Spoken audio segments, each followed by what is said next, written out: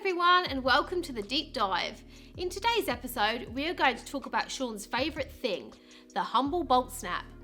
The more time you spend diving and the more kit you drop or lose, the more you find yourself appreciating the Boltsnap.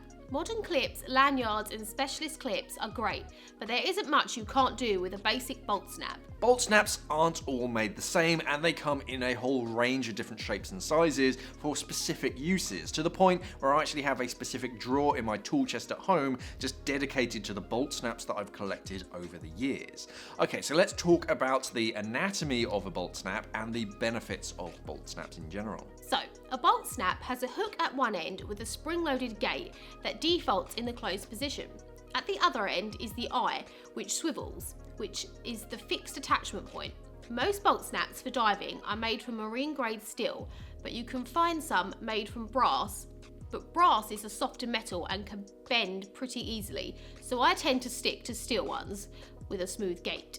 So some cheaper Boltsnaps aren't kind of machined very well, and they don't run that smoothly when you're moving the trigger, so they aren't the easiest to open and close. It's a little bit scratchy. Inside is just basically a small spring that kind of closes the gate after you've sort of taken your thumb off it, but these can often be made again from cheaper material, so it's best to wash them out really thoroughly and sort of dry them out thoroughly as well after dives to prevent any kind of rust or salt from building up inside. Unlike carabiners and other clips, Boltsnaps are less likely to create a snag point. Boltsnaps are incredibly simple to use and pretty universal, so you can use them even with thick chunky gloves and cold hands. A wire gate carabiner can clip itself onto a line or snag point with an unintentional movement and can be tricky to disconnect from larger items, so best avoid in the water. Boltsnaps require a specific movement to open the gate and hold it open, and when clipped on, it's easy to unclip, no matter the size of the line. So the size of the Boltsnap kind of denotes its use. A small Boltsnap, like a 64mm, with a really tiny little eye on it, they're great for tying onto accessories, like torches or second stages, because they don't get in the way and they do the job that they need to. For heavier items, like stage cylinders, you will want a much bigger Boltsnap, so you can feel and kind of control the item with a single hand. A larger eye can be used as a finger hold. You put your finger through the eye, and that kind of gives you a good purchase and control of that attachment point so that you can clip it off much easier. Okay, so there are two styles of Boltsnap, a single and a double ender. Single enders have a swiveling eye on one side and a spring-loaded gate on the other, and they're mainly for fixed attachment points on accessories or hoses.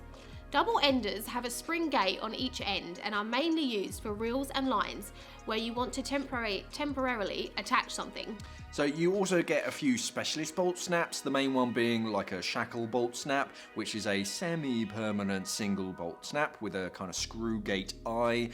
These have really specific uses, and that's to attach to gauges or accessories with a fixed mounting point, but without a flathead screwdriver and regular maintenance, these can actually kind of seize up over time, and they can be hard to remove, especially when rust and salt kind of builds up in that screw thread.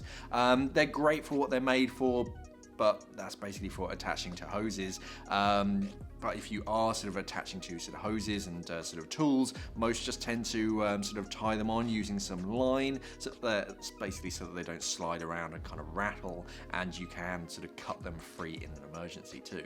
Mark made a video a while back talking about the best ways to attach a Boltsnap to hoses, reels and other tools. We won't talk about that today, but to watch the video, just click on the link that has just popped up. Now, we have been singing the praise of the humble Boltsnap. Now, this might be hard to believe, but they do have some downsides.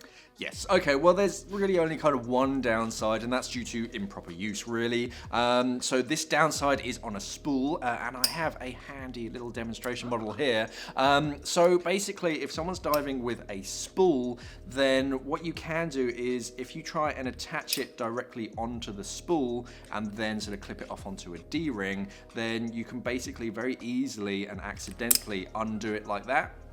So actually it's much better if you're attaching it onto a spool to tie it off like that, and then that way you can clip it off onto a D-ring and there's no chance that that's going to unintentionally undo. So yeah, that's much more practical, and you're very unlikely to kind of lose it. So if you're not kind of holding onto the spool and you're not using your bolt snap as a kind of locking mechanism, never clip it off onto the side, because an unintentional movement can do it and unlock it for you. So yeah, it's always best to tie it off onto a long sort of section of your leader, wrap it around the body, and then clip it off to itself, and then that's never going to undo itself.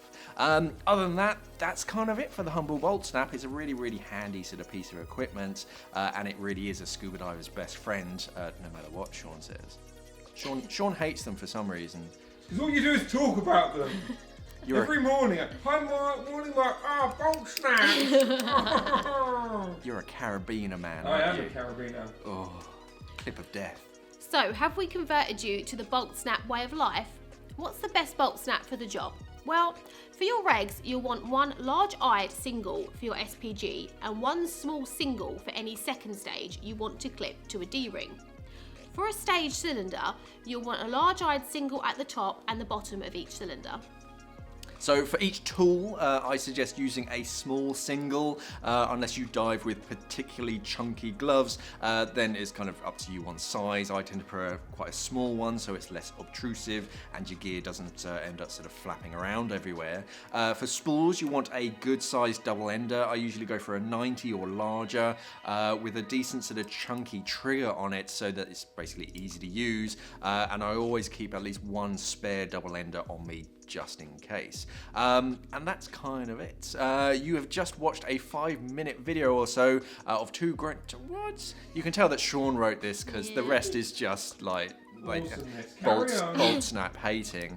But no, actually, Boltsnaps, they're much more practical than the sort of the cheaper plastic clips, and they're multifunctional. They're very, very good, but just to make sure that you get a decent quality one so that the action is nice and smooth. But anyway, thank you for watching. Let's discuss the Humble Boltsnap in the comments below. Don't forget to join us next week for another exciting episode of the Deep Dive, where we'll be talking about, I don't know, something else. Thank you for watching, and of course, safe diving. Anything outside of the course structure needs to cover against possible court cases. They're all up to you. And your students need covering too, as new students probably won't have any cover to speak of. Yeah, so if something ever happens to your students whilst in your care, you could actually need to provide medical care and proper representation